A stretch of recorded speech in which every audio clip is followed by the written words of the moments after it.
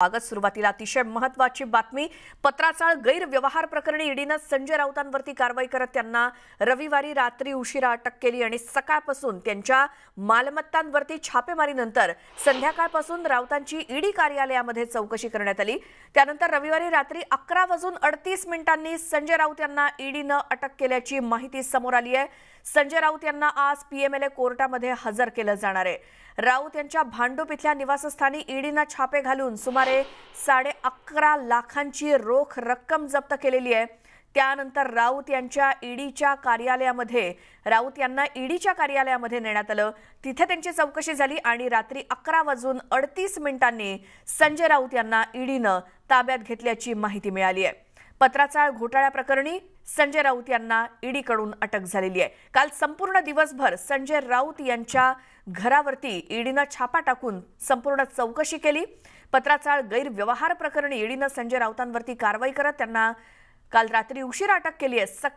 काल सकाळपासून त्यांच्या मालमत्तांवरती छापेमारीनंतर संध्याकाळपासून राऊतांची ईडी कार्यालयामध्ये चौकशी करण्यात आली आणि मग रात्री 11:38 संजय राऊत यांना ईडीने अटक केल्याची माहिती समोर आली। संजय राऊतांना आज पीएमएलए कोर्टामध्ये हजर केलं जाणार आहे। राऊतांच्या भांडूप इथल्या निवासस्थानी ईडीने सकाळपासूनच छापेमारी सुरू केली होती आणि या छाप्यामध्ये 11.5 लाखांची रोख रक्कम ईडीने जप्त केली आहे आणि त्यानंतर राऊत यांना ईडीच्या कार्यालयामध्ये नेण्यात आलं आणि रात्री 11:38 संजय राऊतांना ईडीकडून अटक झाली आहे।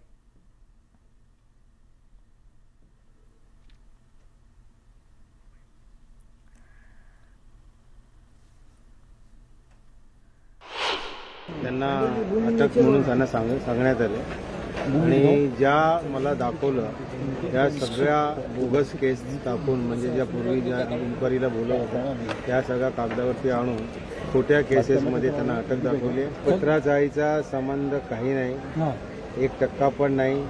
पेपरवरती आम्हाला काय ते राऊत साहेबांनी वाचून दाखवलं काय कुठल्या केसमध्ये अरेस्ट केलंय। ती जुने केस आहे, ते 50 लाखाचे ती एंट्री ते अमुक किंवा आणि काहीतरी बोगस केस बनवून त्यांनी एक फाईल एक फ्रेम तयार केली अटक करण्याची आणि त्या फ्रेमनुसार त्यांना अटक करण्यात आलं। पण संपूर्ण जी फ्रेम बनवलेली अटकेची ही अत्यंत बोगस आणि खोटी आहे। आणि साहेब ओके आहेत, बिंदास आहेत, त्यांना काही टेन्शन नाही आणि कुठल्या प्रकारची भीती त्यांना नाही। ती जी कॅश सापडली त्याच्यावरती ज्यांनी ताबा घेतला त्यावेळी लिहिलं होतं त्या कॅशवरती अयोध्या आणि एकनाथ शिंदे म्हणजे त्याच्यामध्ये ज्यावेळी अयोध्येला हे लोक गेले ते कॉन्ट्रीब्युशन होतं, हे जे पैसे आहे आणि ती पार्टीचे पक्षाचे पैसे ते पार्टीला जमा होणार। ती भारतीय जनता पार्टी संजय राऊत यांना घाबरली आणि म्हणून त्यांना हे सर्व अटकेचं त्यांनी सगळं हे तयार केलेलं आहे।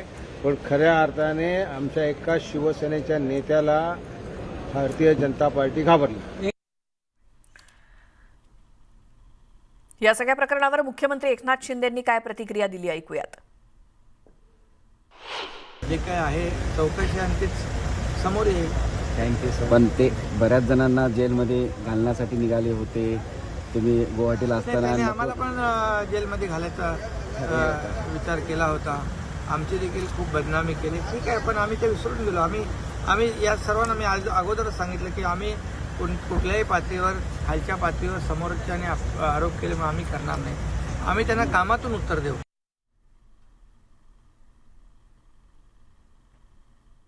अनेकांना जेलमध्ये टाकण्याची धमकी देणारे संजय राऊतांना आज जेलमध्ये पाठवलं जात आहे। सत्यमेव जयते। थेट आपण जाऊया, सुस्मिता भदाणे आमच्या प्रतिनिधी आपल्या सोबत आहेत। सुस्मिता, काल रात्री उशिरापासूनचे आतापर्यंत काय अपडेट्स आहेत? खरं तर रात्री 11:30च्या नंतर ही अटक करण्यात आली असं पाहायला मिळतं आहे। काल दिल्लीहून झोनल डायरेक्टर सत्यवत कुमार हे ईडीचे मुख्य अधिकारी इथे पोहोचले। दिल्लीतनं मुंबईत आल्यानंतर अटकेची कारवाई पार पडली। ज्या पद्धतीने ही कारवाई करण्यात आलेली आहे, दरम्यानच्या काळामध्ये राजकीय आरोप प्रत्यारोप सुद्धा आपल्याला पाहायला मिळाले। आज दिवसभरात काय होणार आहे तर संजय राऊत यांची अटक झाल्यानंतर त्यांना कोर्टात नेलं जाणार आहे, पीएमएलए कोर्टात नेलं जाणार आहे। परंतु जी कार्यपद्धती आहे त्यानुसार तत्पूर्वी कोर्टात नेण्यापूर्वी अरेस्ट केलेल्या व्यक्तीला एकूणच मेडिकल चेकअपसाठी नेलं जातं आणि त्यासाठी संजय राऊत यांना साधारणपणे 9-9:30 नंतर जे रुग्णालयामध्ये नेण्यात येईल आणि त्यानंतर PMLA कोर्टासमोर त्यांना हजर केलं जाईल. ज्या वेळेला PMLA कोर्टासमोर ईडी त्यांना सादर करेल त्यावेळेला प्रमुख मागणी हीच असेल की 14 दिवसांसाठी त्यांची कस्टडी मिळावी, कारण अधिक तपास ईडीला या संपूर्ण प्रकरणी करायचा असेल आणि प्रथमदर्शनी अशाच पद्धतीची मागणी होण्याची शक्यता नाकारता येत नाही. एकूणच संजय राऊत यांच्या घरामध्ये जी रोख रक्कम मिळालेली होती त्यावरती मुख्यमंत्री एकनाथ शिंदे यांच्या नाव होतं, अयोध्या दौऱ्याचा उल्लेख करण्यात आलेला होता. यामुळे सुद्धा राजकीय वार प्रतिवार आपल्याला पाहायला मिळालेले आहेत. तर काल रात्री ज्या वेळेला संजय राऊत यांना उशिरानं अटक करण्यात आली त्यावेळेला त्यांच्या भावाने एक प्रतिक्रिया दिलेली आहे, जे स्थानिक आमदार आहेत भांडूपचे सुनील राऊत यांनी, की कुठेतरी भाजपनं जाणीवपूर्वक आमच्यावरती ही कारवाई केलेली आहे आणि पत्राचाळीशी काहीही संबंध नाही.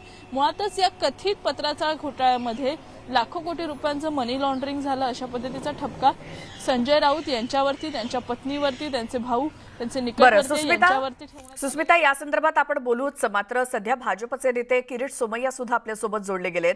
किरीट सोमय्याजी, अटक तर झाली आहे ईडीकडून संजय राऊतांना, मात्र त्यांच्या भावाकडून जे सांगितलं जात आहे की पत्राचाळ प्रकरणी आमचा 1% संबंध नाही, संजय राऊत बिनधास्त आहेत, काही घाबरण्याची गरज नाही, अशी प्रतिक्रिया येते. स्वाभाविक आहे ना की ज्या कुटुंबांनी, ज्या संजय राऊतांनी गेले 2 वर्ष फक्त माफियागिरी केली, mafia police commissioner Sanjay Pande आणि संजय राऊत रोज उठून जे गेले 12 महिने धमक्या द्यायचे, याला जेलमध्ये टाकणार, त्याला जेलमध्ये टाकणार, वाटेल तसे आरोप करायचे. पंतप्रधान नरेंद्र मोदीजी पासून ईडीच्या ऑफिसर पर्यंत राज्य होतं, राज्य त्यांचं पूर्ण माफिया राज्य, त्यांची ही अवस्था. त्यामुळे कुटुंबाला धक्का तर बसणारच आहेत. आता ईडीवाले वेळ आहेत सुप्रीम कोर्टाला, भाजपशिवाय काही दिसत नाही असंच आरोप करायचे. गेली वर्षभर सगळं चाललं होतं. 1200 कोटी रुपये FSI, 6 ते 40 कुटुंबापैकी एकाचं पुनर्वसन नाही, पण 1200 कोटी रुपयाची FSI बाजारात विकून मोकळे झाले. ते प्रवीण राऊत असो, तो राकेश वाधवान असो, आणि त्यात संजय राऊतचा रोल काय? एवढ्या जमिनी, एवढ्या जागा, विदेशी टूर, म्हणून हे म्हणणं याच्याशिवाय दुसरा पर्याय नाहीये. पण आज महाराष्ट्राला 12.5 कोटी जनतेला जे म्हणतात ना चैन की सांस ली है, आता महाराष्ट्र खऱ्या अर्थाने माफिया मुक्त, भ्रष्टाचार मुक्त होण्याच्या दिशेने पुढे जात आहेत. मला तर कधी कधी वाटतं की खरंच यांची स्थिती नवाब मलिक सारखी तर होणार नाही ना, आणि नवाब मलिकच्या शेजारी तर राहायला जावं लागणार नाही ना, कारण की अजून तो हळूहळू एवढ्या गोष्टी बाहेर येणार की लोकांना वाटणार की खरंच ढेर है, अंधेर नाही, ऍक्शन झाली. बरं, म्हणजे आता सगळ्यांनाच प्रश्न पडलाय संजय राऊतांचं काय होणार, कारण किरीट सोमय्या हे गेल्या काही दिवसांपासून त्यांच्याकडे लिस्ट आहे की या लोकांवरती ईडीची कारवाई होणार आहे, त्यापैकी संजय राऊत सुद्धा एक नाव होतं. त्यामुळे तुमच्या मोहिमेला यश आलंय. याला मोहीम म्हणणं, माझं शिक्षण चार्टर्ड अकाउंटंट झालं, फायनान्स मध्ये PhD मुंबई, त्याचा अपमान आहे, अवमान आहे. मी तुमच्यासाठी नाही भांडत प्लीज, की माझं शिक्षण झालं, कमिटमेंट आहे देशासाठी, ज्याच्यामुळे त्या ज्ञानामुळे, त्या ज्ञानामुळे मला दिसत होतं ना, कागद वाचतो मी, डॉक्युमेंट वाचतो, इव्हिडन्सेस वाचतो, म्हणून सदा पुढे मागे होत असते. कोर्टातून काय काही वेळी रिलीफ मिळत असतो, हे सगळं होऊ शकतो. पण मी जे जे बोलतो, जे जे डॉक्युमेंट घेऊन सांगतो, त्यातनं एक पण चुकीचा निघाला नाहीये. तर यात सध्या काय होणार हे मी नाही सांगू शकत, ते ज्युडिशरी, न्यायालय. पण एवढं मी निश्चित सांगत होतो की कारवाई होणार. कारवाईमध्ये काय काय वेळी बेल मिळतं, काय काय वेळी फक्त फायनान्शियल पेनल्टी मिळते आणि कधीतरी जेल मिळते. पण तो कारवाई होणार, कारवाई झाली. उद्यापासून मी दुसऱ्या एका नेत्यांविरुद्ध जे आतापर्यंत गेले वर्ष दीड वर्ष जे मेहनत करून डॉक्युमेंटेशन करून जे बाहेर काढलंय त्याच्या संबंधात उद्यापासून जोरात पाठपुरावा करणार. बरं, किरीट सोमय्याजी खूप धन्यवाद. तुम्ही न्यूज 18 लोकमतशी बोललात आणि आपली प्रतिक्रिया दिलीत. तर पहिल्यापासूनच किरीट सोमय्या या प्रयत्नात भ्रष्टाचार मुक्त भारत महाराष्ट्र करण्याच्या आणि ज्या भ्रष्टाचारी नेत्यांची यादी किरीट सोमय्यांकडे होती त्यामध्ये संजय राऊत यांचं देखील नाव होतं. आणि मी पहिल्यापासून सांगत होतो की कारवाई ही नक्की होणार आणि त्यानुसार आता संजय राऊत यांच्यावरती ईडीची कारवाई झालेली आहे, अशी प्रतिक्रिया किरीट सोमय्या यांनी दिली. कारण संजय राऊत यांना काल रात्री उशिरा ईडीकडून अटक झाली आहे. संजय राऊत यांना ताब्यात घेतल्यानंतर त्यांनी ईडीच्या कार्यालयाबाहेर माध्यमांशी संवाद साधला. शिवसेनेला त्रास देण्यासाठी, महाराष्ट्राला कमजोर करण्यासाठी हे सगळं सुरू असल्याचं त्यांनी म्हटलंय. ईडी मला अटक करणार असून मी अटक करून घेणार असल्याचा घणाघात त्यांनी केला.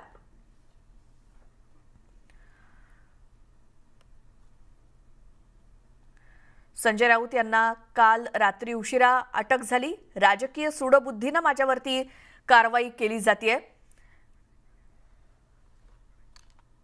तर 9 तासांच्या चौकशीनंतर संजय राऊतांना त्यांच्या घरामधून ईडीनं ताब्यात घेतलं आणि ईडीच्या कार्यालयात राऊतांना चौकशीसाठी नेण्याआधी संजय राऊतांच्या घरातला त्यांच्या आईचा भावनिक व्हिडिओ समोर आलाय. राऊतांच्या आईनं त्यांचं औक्षण केलं. यानंतर संजय राऊतांनी आईला मिठी मारत धीरही दिला.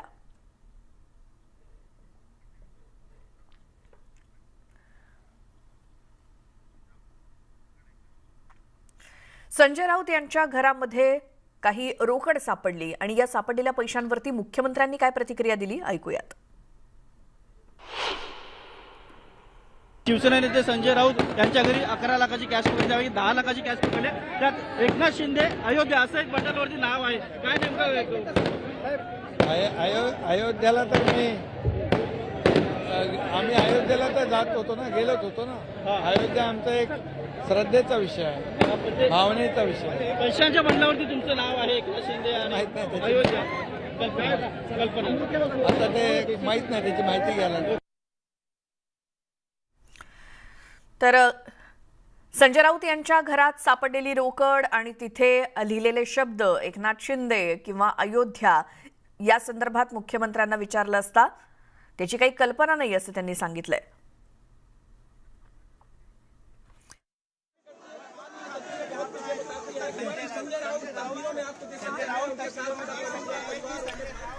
संजय राऊत यांना त्यांच्या घरामधून ईडीच्या कार्यालयामध्ये नेण्यात आलं आणि त्यानंतर तिथेच रात्री उशिरा त्यांना अटक झाली.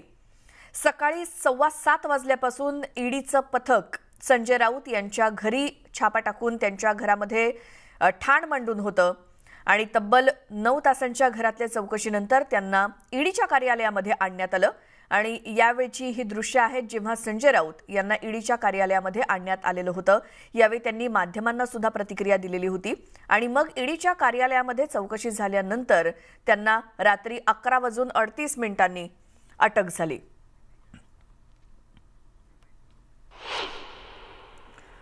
मुख्यमंत्री एकनाथ शिंदेंचा 2 दिवसीय मराठवाडा दौरा संपलेला आहे. बाळासाहेबांचे विचार घेऊन पुढे जातोय आणि आमचा निर्णय जनतेनं स्वीकारलेला आहे. त्यामुळे दौऱ्याला चांगला प्रतिसाद मिळाल्याची प्रतिक्रिया मुख्यमंत्री एकनाथ शिंदेंनी दिली. तसंच मी माझ्या कामाची तुलना कुणाशी करत नाही असं म्हणत आदित्य ठाकरेंच्या दौऱ्यावरून त्यांनी टोला लगावला.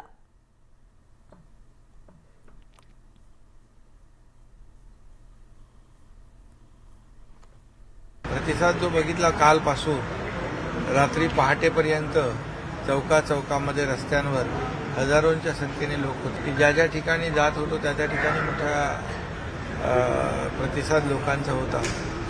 म्हणजे जी काही भूमिका आम्ही स्वीकारली घेतली, जो अजेंडा बाळासाहेबांच्या विचाराचा पुढे लोकांनी ॲक्सेप्ट केला आहे आणि म्हणूनच एवढ्या मोठ्या प्रमाणावर लोकांचा जनतेचा प्रतिसाद मिळतोय. त्यामुळे मी त्यांना मनापासून धन्यवाद दिलेलेच आहे, त्यांचे आभारही मानले. कुणाच्या कामाशी तुलना कधी करत नाही, केली नाही आणि करणारही नाही. माझं जे काम आहे लोकांच्या प्रती, जनतेला जे काही न्याय देण्याचं, या राज्याला पुढे नेण्याचं, त्याच्या प्रती मी इमानदारीने काम करणार, प्रामाणिकपणे काम करणार. बाकी कोण काय करतं किंबहुना या दौऱ्याची तुलना करण्याची मला आवश्यकता वाटत नाही.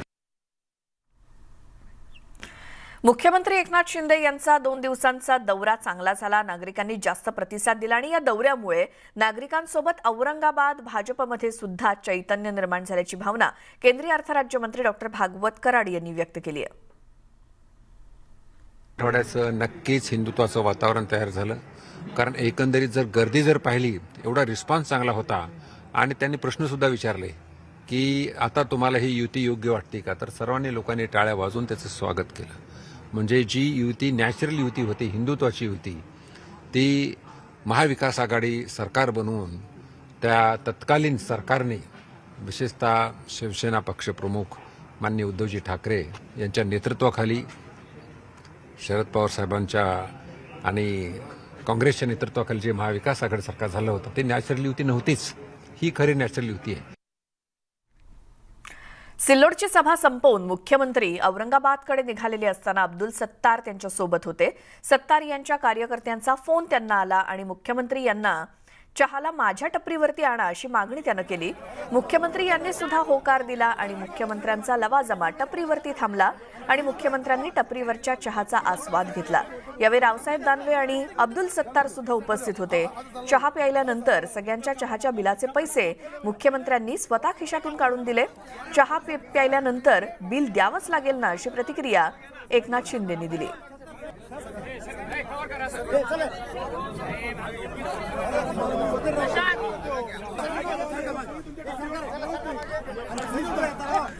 शिवसेनेचे खासदार संजय राऊत यांना ईडीनं अटक केली आहे. पत्राचाळ पुनर्विकासातील आर्थिक गैरव्यवहार प्रकरणी त्यांच्यावरती कारवाई झाली आणि त्यामुळे पत्राचाळ घोटाळा नेमका काय आहे पाहूयात त्याविषयीचा एक रिपोर्ट.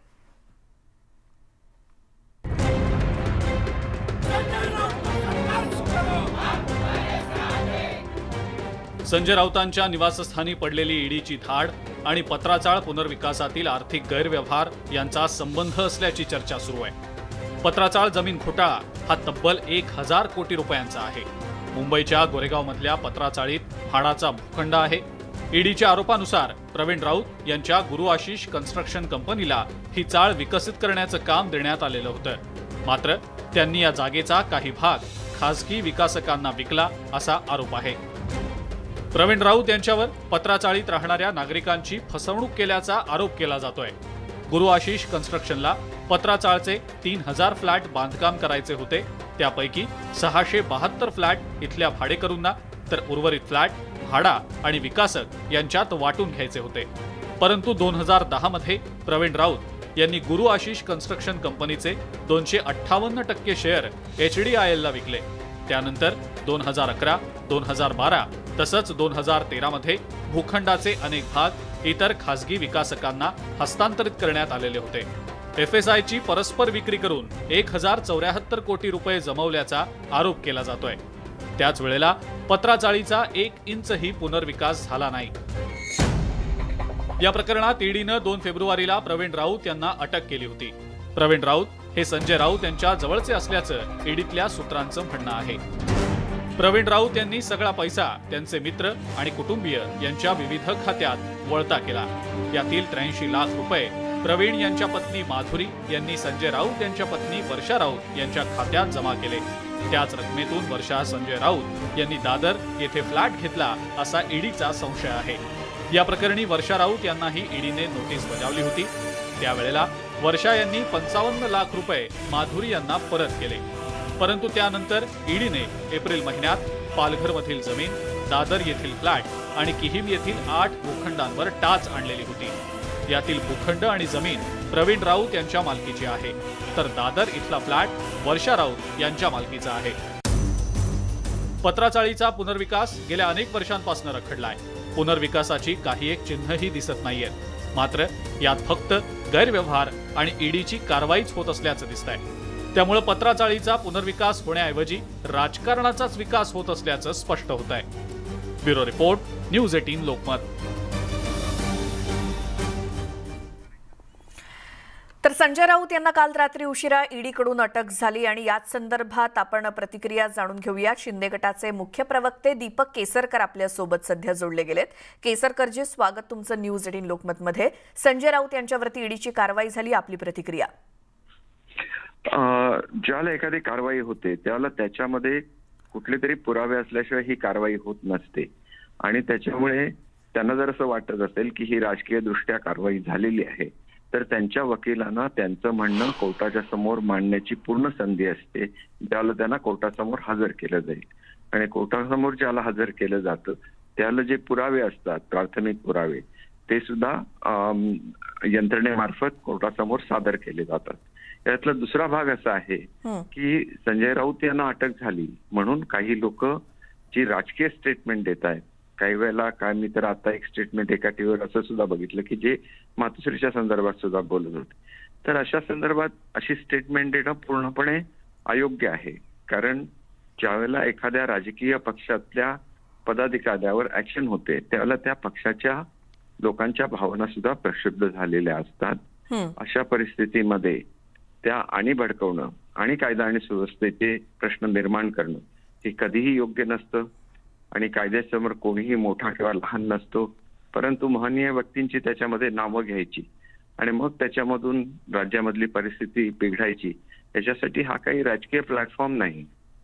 ही एक प्रक्रिया आहे ज्याच्यामध्ये केवळ राजकीय व्यक्तींवर ऍक्शन झाली असं नाही, तर अनेक मोठे मोठे बिल्डर्स मुंबईमधले हे आज त्यांच्या अटक झालेली आहे, ते तुरुंगात आहेत आणि ही बहुतेक प्रकरणं ही जो आपला विकास होतो त्याच्यामध्ये जे अन्याय झालेले असतात की गरीब लोक रस्त्यावर येतात आणि बिल्डर मात्र आपल्या प्रॉपर्टीज विकून मोकळे होतात आणि गरीब लोकांना न्याय मिळत नाही.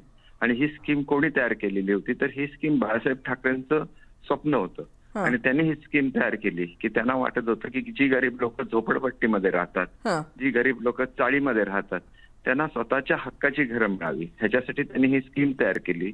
त्याच्यामध्ये अनेक वेळेला त्या लोकांना न्याय मिळाला नाही. बिल्डर आपले तयार झालेल्या प्रॉपर्टीज विकून मोकळे झाले, परंतु संबंधित लोक मात्र रस्त्यावर राहिले. अशा केसेसमध्ये जे ऍक्शन झालेत त्याच्यामध्ये केवळ राजकीय लोकांवर झालं तसं बिलकुल नाही. राजकीय लोकांचं प्रमाण 10% असतील, 90% बिल्डर्सवर ऍक्शन झालेले आहेत आणि त्याच्यामुळे एक संदेश या बिल्डर्सच्या लॉबीमध्ये सुद्धा गेलेला आहे की याच्या पुढे गरीब लोकांवर अन्याय करून चालणार नाही. बरोबर आहे. आणि ती एक ह्याचा चांगला भाग आहे की हा मेसेज त्यांना गेलेला आहे आणि त्याच्यामुळे पुढच्या काळामध्ये कुठल्याही गरीब माणसावर अन्याय करताना 10 वेळा त्यांना विचार करायला लागेल. जी, ज्या पत्राचाळ गैरव्यवहार प्रकरणामध्ये त्यांची चौकशी झाली राऊतांची, मात्र ईडीची अटक झाली, चौकशी झाली, छापा पडला, मात्र तरी सुद्धा त्यांच्या भावाकडून आलेली प्रतिक्रिया की या घोटाळ्याशी त्यांचा 1% संबंध नाही, खोटे पुरावे, खोटी कागदपत्र सादर करून ही अटक झालेली असा थेट आरोप त्यांच्याकडनं होतोय. नाही बघा, प्रत्येक जे कुटुंबीय असणार त्यांना असं वाटणारच आणि ते स्वाभाविक आहे आणि आपल्या कुटुंबाची बाजू घेणं हे प्रत्येकाचा अधिकार सुद्धा आहे आणि त्याच्यासाठी जी वस्तुस्थिती आहे ती कोर्टासमोर नेणं हा सुद्धा काम आहे. ज्या दिवशी तुम्ही राऊत साहेबांची एक दुसरी टेप व्हायरल झालेली होती त्याच्यामध्ये आपण बघाल की ते सांगत होते की तुम्ही ईडीला दिलेलं स्टेटमेंट परत घ्या. याचा अर्थ काय होतो की तुम्ही एखाद्यावर दबाव टाकण्याचा प्रयत्न करताय. ज्याला इन्व्हेस्टिगेशन चालू असतं त्याला दबाव सुद्धा टाकून चालत नाही. मग इन्व्हेस्टिगेशनची जी टीम असते ती अधिक अग्रेसिव्हली काम करत असते. संबंध दुसऱ्याच गोष्टींची जोडला जातोय. ही व्हायरल क्लिप हे एका अर्थाने असं सुद्धा होतं की त्यांनी त्याचा नकार दिलेला नाही आणि त्या नकार न दिल्यामुळे ते दबाव आणण्याचा प्रयत्न करत असतील तर त्यांच्यावर सुद्धा ऍक्शन लवकर आपोआपच होते. ती कायद्यातले जे इन्व्हेस्टिगेशन एजन्सी अशाच तऱ्हेच्या ऍक्शन्स घेत असतात. त्याच्यामुळे इतर कोणाशी त्याचा संबंध नाही आहे किंवा त्याचा मुख्यमंत्र्यांशी च्या दिल्ली ट्रिपशी त्याचा संबंध जोडण्याचा प्रयत्न केलेला होता, तो पूर्णपणे चुकीचा होता. कारण त्यांची दिल्ली ट्रिप ही पूर्णपणे जे कॅबिनेटचं एक्सपान्शन चाललंय त्याच्या संदर्भातली होती आणि दिल्लीहून आल्याबरोबर त्यांनी डिक्लेअर सुद्धा केलेलं होतं की माझ्या कॅबिनेटचं एक्सपान्शन ताबडतोब होणार. आणि त्यावेळेला हा विषय सुद्धा आलेला नव्हता राऊतांचा. सर्वांनी संयम पाळावा आणि त्याच्याबरोबर त्यांना त्यांचं जे काही रक्षण करायचं असेल ते रक्षण त्यांनी वकिलांच्या थ्रू त्यांचं होऊ शकतं. त्याला कुठेही बंधन कायद्यामध्ये नाही असं मला स्वतःला वाटतं. आणखी एक गोष्ट, संजय राऊतांच्या घरातून 11 लाखांची रोकड ईडीच्या अधिकाऱ्यांनी जप्त केली. तिथे 2 शब्द लिहिलेले होते, अयोध्या दौरा आणि एकनाथ शिंदे. आता ह्याच्यावर मी रिॲक्शन काय देऊ? एक तर ते राजकारणामध्ये आहेत, त्याच्यामुळे राजकीय जो खर्च असतो त्याच्यासाठी त्यांनी ते पैसे काढलेले असतील तर त्याच्यामध्ये ऑब्जेक्शनेबल काही नाही. फक्त त्या पैशाचा सोर्स दाखवायला लागतो की ते तुम्ही पैसे बँकेतून विड्रॉ केले आहेत का, की ते पैसे तुमच्याकडे कसे आले. शेवटी प्रत्येकाचे अकाउंट असतात बँकेमध्ये, त्या अकाउंटमधून पैसे काढण्याचा किंवा एखाद्या व्यक्तीकडून त्यांनी पैसे घेतले असतील म्हणजे उसनवट घेतले असतील किंवा काय, तर त्याचा सोर्स दाखवायला लागतो जो ऑफिशियल असायला लागतो, की जे पैसे अकाउंटेड असायला लागतात. आणि ते तसे असतील तर त्यांना त्याची काय अडचण येणार नाही, परंतु तसे ते नसतील तर मात्र त्यांना त्याचा हिशोब द्यायला लागेल. ती अमाऊंट केवढी मोठी किंवा जास्त असते ह्याला महत्वाचं नसतं. ज्याला अमाऊंट एखादी असते त्याला ती अमाऊंट जर सायझेबल असते तर मग त्याचा हिशोब सर्वसाधारण आपण असं म्हणतो की ह्याच्या दृष्टीने सुद्धा प्रवासामध्ये तुम्हाला 2 लाखापेक्षा जास्त अमाऊंट घेऊन जायला अलाउड असतं कारण तुम्हाला खरेदी करायची असते.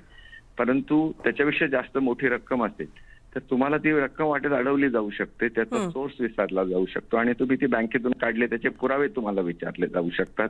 नॉर्मली जे पैसे प्रवास खर्चाला लागतात तेवढ्या खर्चासाठी डिपार्टमेंट ऑब्जेक्शन घेत नाही, पण त्याच्यापेक्षा मोठी रक्कम जर तुम्ही प्रवास करताना सुद्धा तुमच्या ताब्यात असेल तर ती तुम्ही बँकेतून काढली गेली आहे का हे विचारलं जाऊ शकतं. हा एक नियम आहे आणि त्या नियम किंवा ही प्रॅक्टिस आहे, जनरल प्रॅक्टिस जी अडॅप्ट केली जाते ती, आणि त्याच्यामुळे त्याच्यापेक्षा अधिकची रक्कम असेल तर त्यांना त्याचा हिशोब सांगायला लागेल कुठून आली आणि ती अकाउंटेड आहे का हे बघायला लागेल. बिलकुल.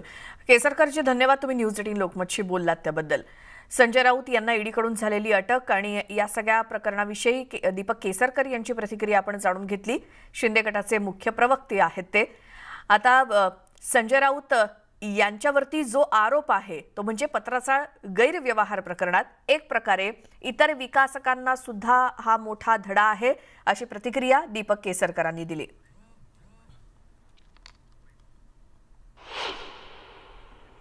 इथे एक छोटासा ब्रेक घेऊन सगळे अपडेट आपण घेणार आहोतच. ब्रेक नंतर लगेच भेटूयात. तुम्ही पाहत राहा न्यूज 18 लोकमत.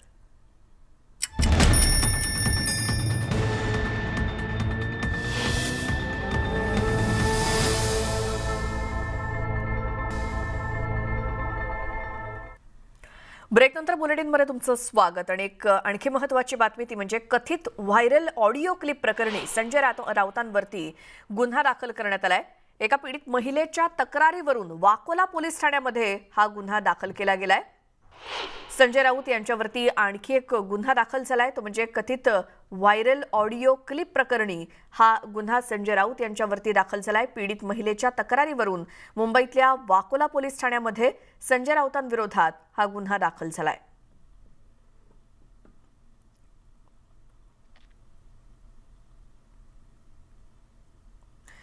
पत्राचाळ आर्थिक गैरव्यवहारासोबतच कथित व्हायरल झालेल्या ऑडिओ क्लिप प्रकरणी सुद्धा संजय राऊत यांच्यावरती वाकोला पोलीस ठाण्यात गुन्हा दाखल झालाय.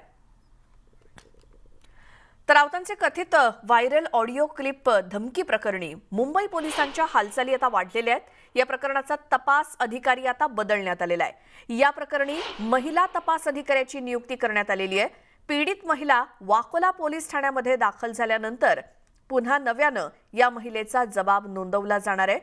ऑडिओ क्लिप प्रकरणामध्ये आता मुंबई पोलिसांच्या हालचाली वाढलेल्या आहेत. या प्रकरणाचा तपास करण्यासाठी महिला तपास अधिकाऱ्याची नियुक्ती करण्यात आलेली आहे. तपास अधिकारी यातला बदलण्यात आलेला आहे आणि आता पुन्हा एकदा नव्यानं या महिलेचा जबाब नोंदवला जाणार आहे, कारण वाकोला पोलीस ठाण्यामध्ये संजय राऊतांविरोधात गुन्हा दाखल झालेला आहे.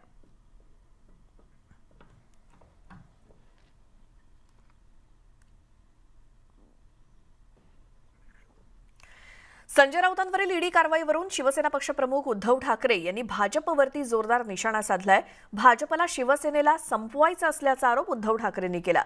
सध्या दडपशाही आणि दमनशाही सुरू असल्याची जोरदार टीकाही उद्धव ठाकरेंनी केली. त्याचसोबत मुख्यमंत्री एकनाथ शिंदेंवर सुद्धा त्यांनी जोरदार निशाणा साधलाय.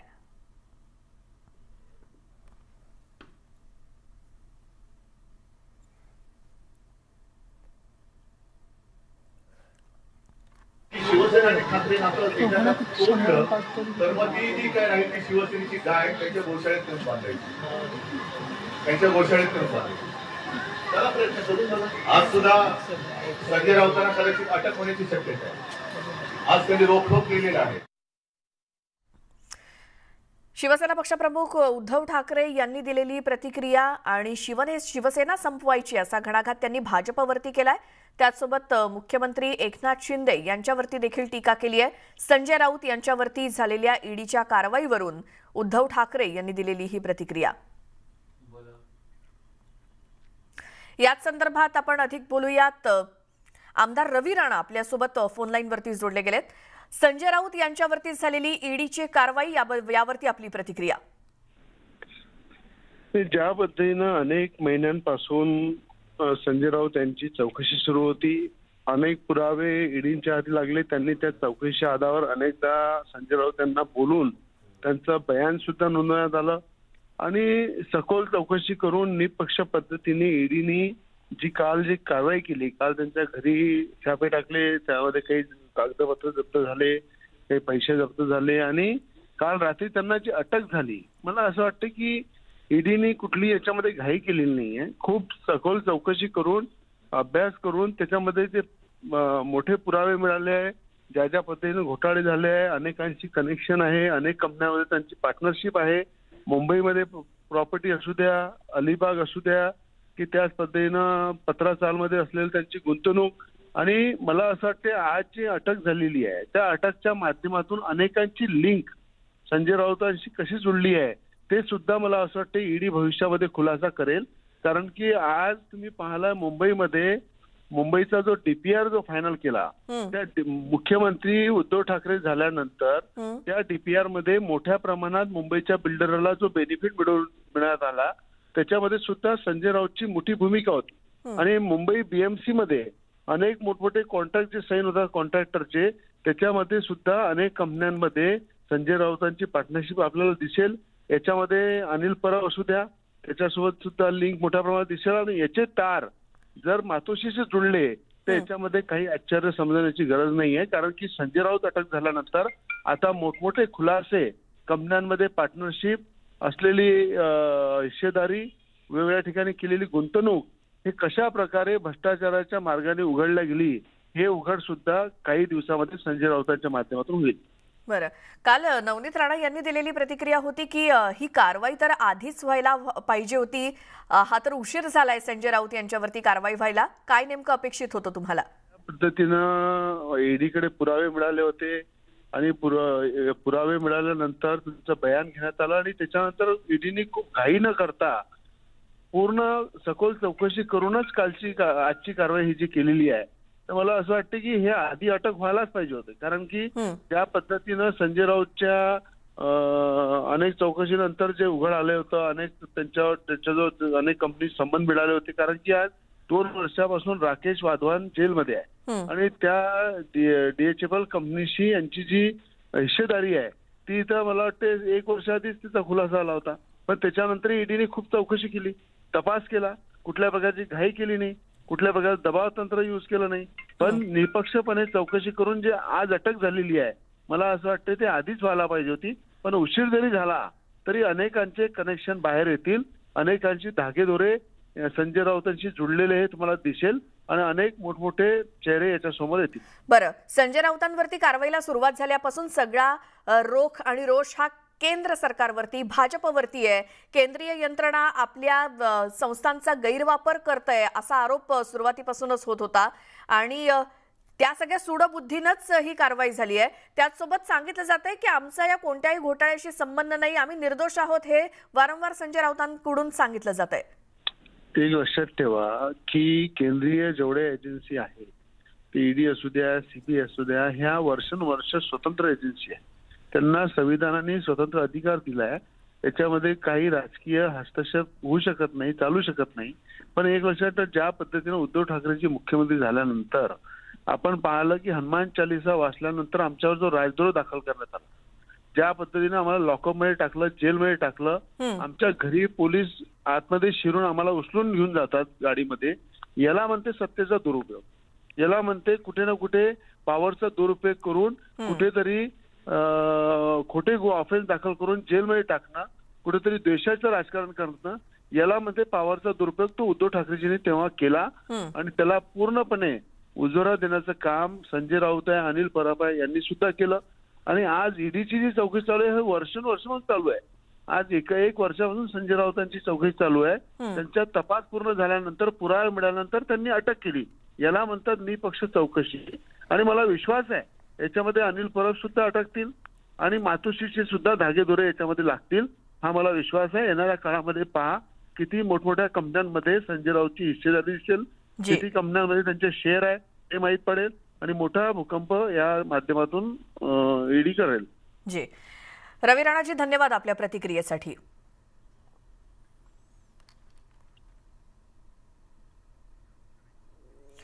तर शिवसेना खासदार संजय राऊत यांना ईडीनं अटक केली आणि दबाव दहशतीला घाबरणार नसल्याचं संजय राऊतांनी निक्षून सांगितलं. शिवसेनेतील आमदार सेफ होण्यासाठी शिंदे गटामध्ये जात असताना संजय राऊतांनी पक्षाला सेफ करण्याची भूमिका घेतली. पाहुयात स्पेशल रिपोर्ट.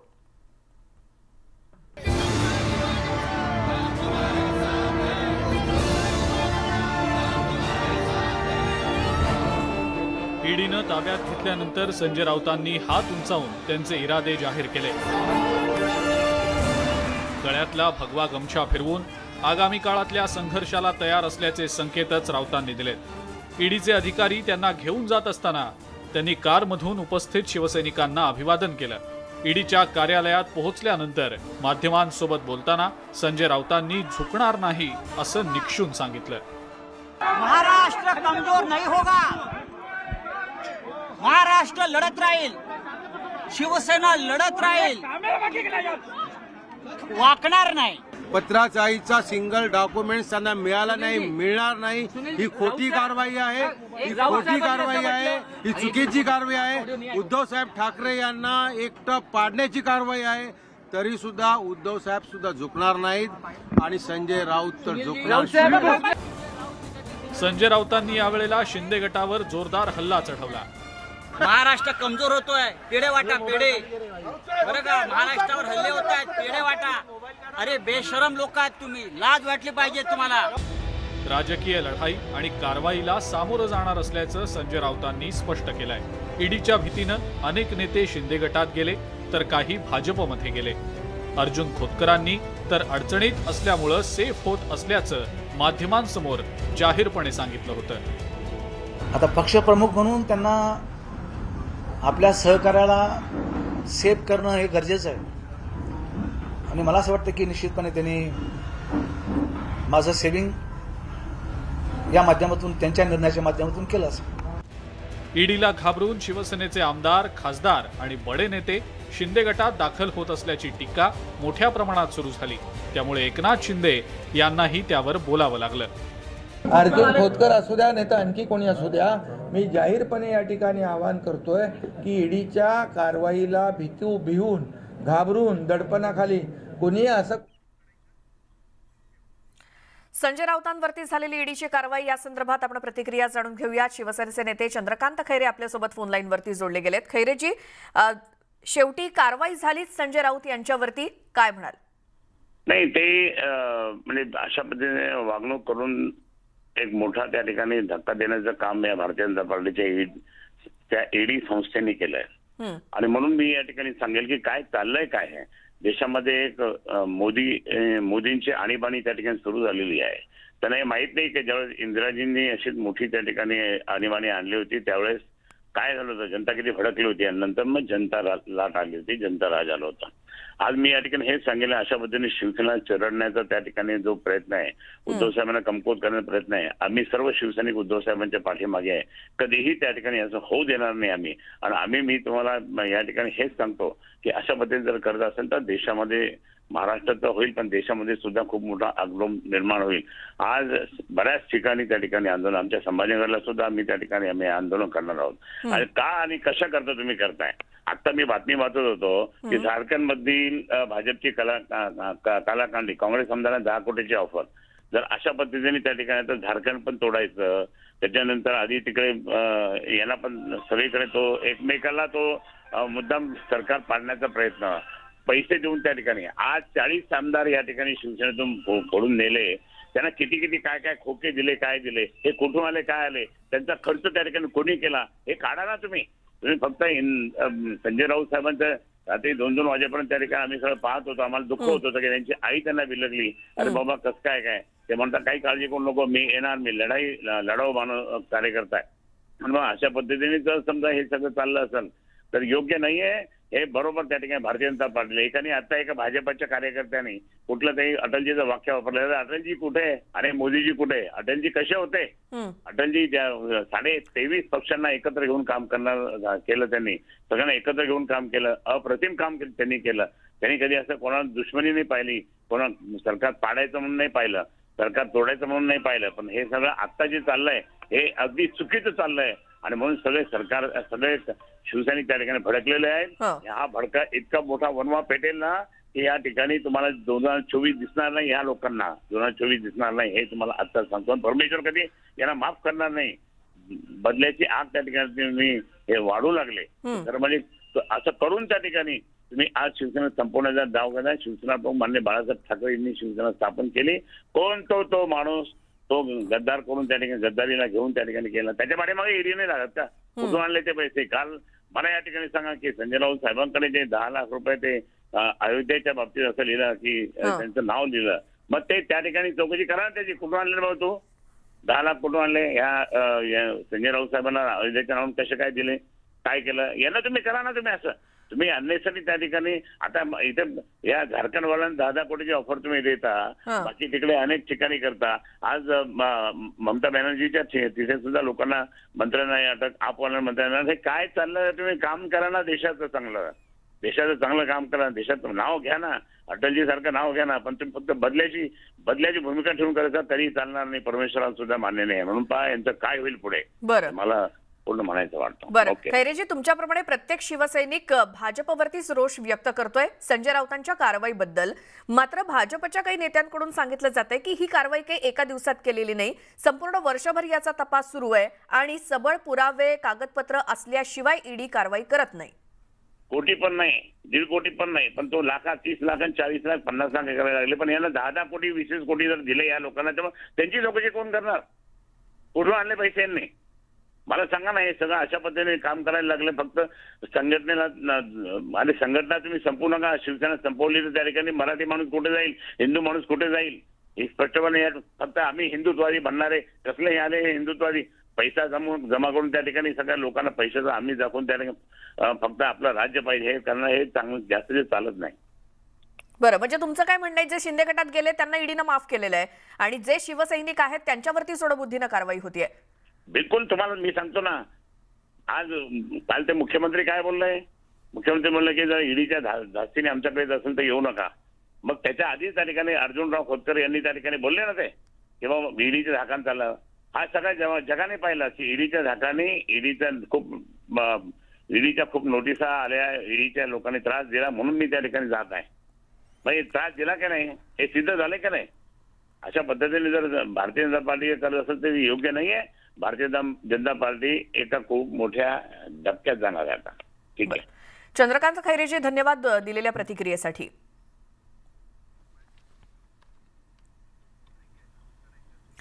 संजय राऊत यांच्यावरती झालेली ईडीची कारवाई, त्यांना झालेली अटक, या सगळ्या संदर्भातले अपडेट आपण घेत राहूच. एका छोट्याशा ब्रेकनंतर पाहत राहा न्यूज 18 लोकमत.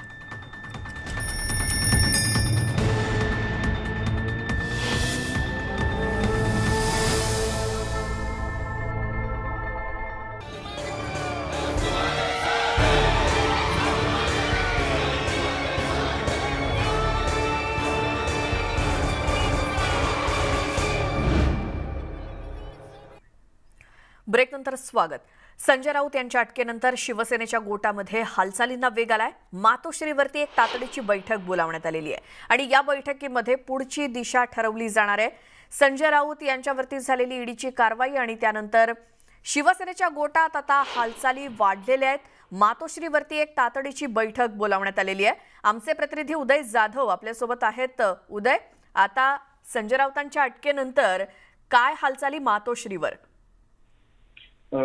शिवसेना नेते संजय राऊत यांच्या काल ईडीने अटक केलेली आहे. त्यानंतर आता शिवसेनेमध्ये देखील या संदर्भात प्रचंड असंतोष जो आहे तो निर्माण झालेला आहे. शिवसेनेने आज एक महत्वाची बैठक मातोश्रीवरती बोलवलेली आहे. शिवसेना पक्षप्रमुख उद्धव ठाकरे यांच्या उपस्थितीमध्ये ही महत्वाची बैठक होणार आहे. या बैठकीला शिवसेनेचे ज्येष्ठ नेते जे आहेत किंवा आणि जे मुख्य पदाधिकारी जे आहेत ते उपस्थित राहणार आहेत आणि त्यांच्या उपस्थितीत ही महत्वाची बैठक होणार आहे. ईडीने शिवसेनेच्या संजय राऊत यांना जर अटक केली असेल तर त्या संदर्भात न्यायालयीन लढाई जी आहे ती कशी लढायची या संदर्भात प्रामुख्याने या संदर्भात चर्चा होणार आहे. त्याचबरोबर एक मोठं आंदोलन जे आहे ते संपूर्ण महाराष्ट्रभर शिवसेना करण्याच्या तयारीमध्ये आहे. ज्या प्रकारे केंद्रीय यंत्रणा शिवसेनेच्या नेत्यांना विनाकारण त्रास देत आहे आणि त्याचबरोबर त्यांना एक प्रकारे चौकशीचा फेरा जो आहे तो लावत आहे. त्यामुळे शिवसेनेचे सर्वच नेते जे आहेत ते संतप्त झालेले आहेत. आता संजय राऊत यांना ज्या प्रकारे अटक केलेली आहे त्यावरनं देखील आता त्यांचा निषेध करण्यासाठी संपूर्ण महाराष्ट्रभर शिवसेना एक मोठं आंदोलन किंवा एक मोठी निदर्शनं जी आहेत ती करण्याच्या तयारीत असल्याची माहिती मिळते. बरं, धन्यवाद उदय दिलेल्या या सगळ्या सविस्तर माहितीसाठी. आता कायदेशीर लढाई कशी लढायची या संदर्भात चर्चा करण्यासाठी मातोश्रीवरती एक बैठक बोलावण्यात आलेली आहे तातडीची संजय राऊतांच्या अटकेनंतर. या सगळ्या संदर्भातले अपडेट तर न्यूज 18 लोकमतवरती तुम्हाला पाहायला मिळतील. मात्र तुर्तास या बुलेटिनमध्ये आता आपण इथेच थांबतोय. नमस्कार.